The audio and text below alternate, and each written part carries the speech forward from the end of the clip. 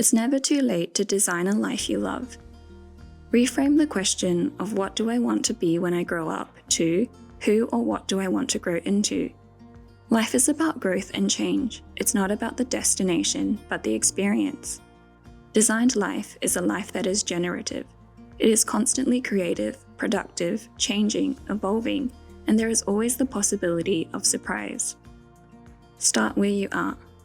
In order to begin making progress, you need to break life down into 4 discrete areas: health, work, play, and love. Write a few sentences about how you're doing in each of these areas. Health.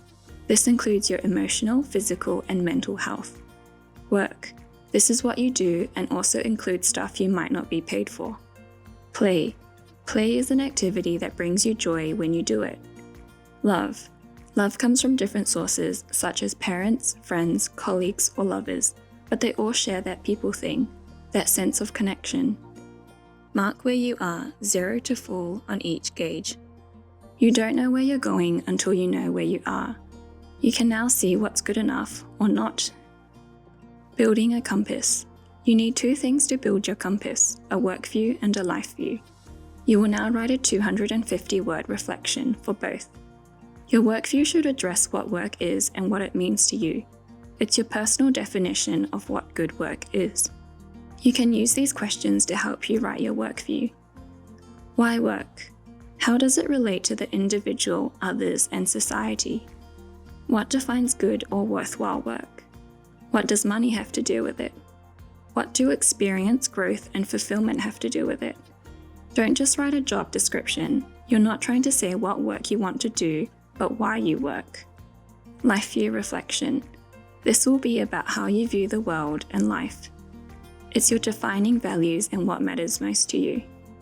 What gives life meaning? What makes your life worthwhile and valuable? How does your life relate to others in your family, your community, and the world? How important are experience, growth, and fulfillment in your life? After you've written your reflections, answer the following questions. Where do your views on work and life complement one another? Where do they clash? Does one drive the other? How? Once you've integrated your life view and work view, it will provide you with your true north. This is your compass and will help you know when you're on or off course. Wayfinding.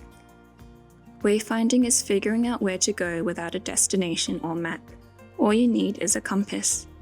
To find your direction, pay attention to engagement and energy. Good time exercise journal. Create a good time journal by logging your primary activities for 2 weeks. For each activity, assess how engaged you were, and if you went into flow state where you became completely absorbed by an activity. For each activity, also track if you were energized or drained by it. After you have filled out your good time journal, see if you can notice any trends, insights, or surprises. Try to understand what work activities motivate you and which don't. When you're wayfinding in life, you follow work that engages and excites you. It follows the joy and leans into your strengths. Getting unstuck. Many people get stuck chasing their first big idea, thinking that it will solve their problems. However, in reality, there is no single idea for your life. There are many paths that you can take to lead a happy and productive life, regardless of your age. If you generate different ideas, it increases your chances of discovering something that you will enjoy and that can work for you. Our minds tend to be lazy and prefer to solve problems quickly. Therefore, they tend to surround the first ideas with positive chemicals to make us fall in love with them. Unfortunately, our first solutions are often average and not very creative. Mind mapping. Mind mapping is a technique that uses free association of words to open up the idea space and come up with new solutions. This method teaches you to generate several ideas. The mind mapping process has 3 steps. Pick a topic, make the mind map, make secondary connections, and create concepts. When you create your mind maps, don't censor your words. Just write down the first words that come to mind. Try to put a 3 or 5 minute time limit on it. Mind mapping your good time journal. Now let's create 3 separate mind maps. Mind map 1, engagement. Pick an activity where you were engaged from your good time journal. Mind map 2, energy. Mind map an activity where you were really energized from your good time journal. Mind map 3, flow. For mind map 3, pick an activity where you were in the state of flow. For each mind map, look at the outer ring of your maps and pick 3 disparate items that catch your eye. Intuitively, they will jump out at you. Now try to combine the 3 items into a possible job description. It doesn't need to be practical or appeal to lots of people or employers. Name your role and draw a napkin sketch of it. The point of doing this exercise is not to generate a specific outcome, but to stimulate your mind and generate ideas without judgment. By imagining and creating surprising jobs, you have moved out of problem solving of what do I do next into design thinking, what can I imagine? Design your lives. You're going to imagine 3 different alternatives for your life for the next 5 years. You want to come up with 3 very different plans for your life, not 3 variations of a theme. Life 1. The thing you do. This is the idea that you already have in mind, either your current life expanded forward or the idea you've been nursing for some time. Life 2. That thing you do if thing 1 were suddenly gone. Imagine that your life 1 idea is suddenly over and no longer an option.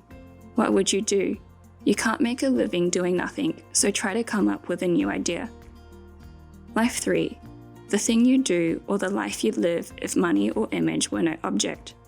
Think about the one thing you do or the life you'd live if money or image were no object.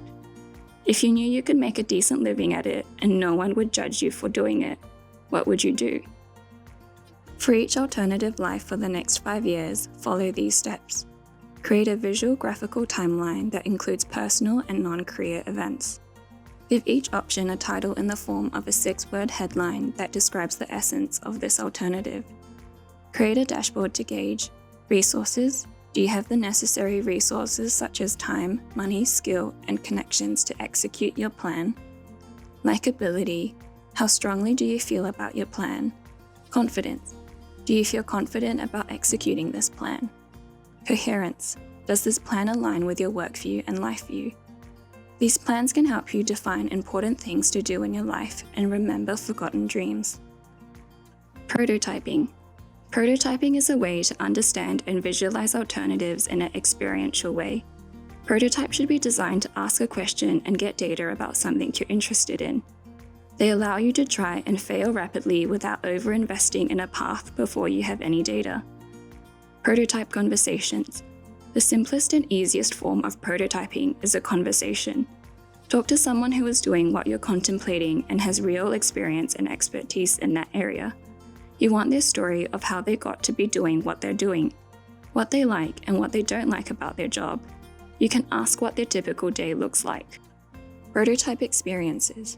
You wouldn't buy a car without a test drive, so why do we do this with jobs and life changes?